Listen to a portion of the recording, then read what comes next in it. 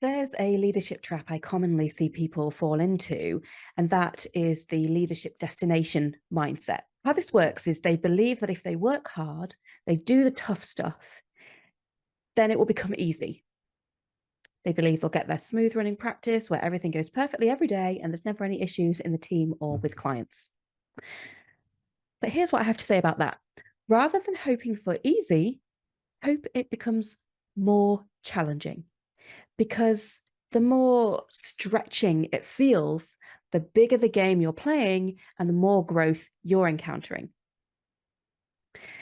Let's take a recent client of mine, Julie, as an example. Julie came to me and said that she felt like she didn't want to be a leader anymore. It was too much, it was too hard, and it was wearing her down.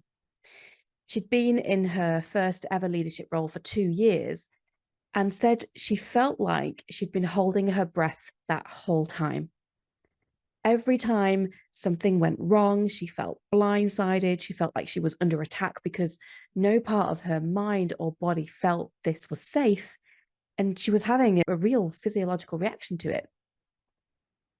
And it's human nature to seek out the comfort of the known and the familiar, but nothing about being in a leadership role is comfortable. In fact, if you're comfortable, you're not achieving your full potential and you'll be getting in the way of your team's development too. When you're a leader, you have to go against all your natural instincts and do the things that actually your brain and body say, no thanks to. But Julie loved what being a leader meant.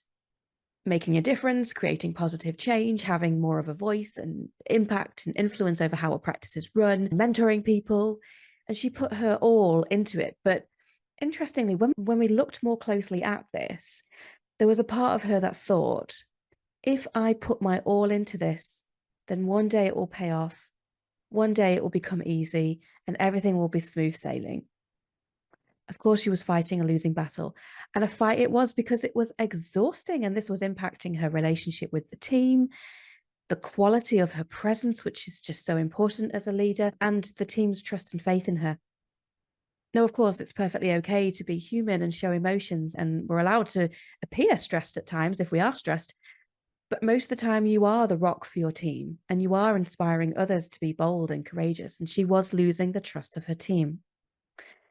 So Julie and I worked together for a period of time to reframe what these challenges and obstacles meant and changed how her mind and body responded to a challenge when one came up. We looked at her fear of uncertainty and the unknown, and I showed her how to leap and grow her wings on the way down. Now, Julie is pretty much unflappable. Does she face challenges? Yes, she does. In fact, she is now a multi-site clinical director. Her responsibilities have increased. She faces probably 3 times as many challenges as she did before, and she takes them all in her stride. So what's different now for Julie? She's comfortable with discomfort. So here are 3 ways that you can learn to be comfortable with discomfort. The first one is that you can recognize where you are in the growth cycle of a veterinary leader. So I have a separate blog on this called The 4 Milestones of the Veterinary Leader Growth Cycle. Take a look at that. Because if you can recognize where you are, it will give more meaning to the challenges you face, and it will give you a deeper understanding of what needs to happen to move through it. My second tip is to commit to doing a series of small, courageous things to expand the boundaries of your comfort zone. In fact, write a list of things that scare you and intentionally stretch yourself. Don't wait for it to happen to you. Do it consciously. Make it happen. And finally, learn, apply, learn, apply, learn, apply, and so on.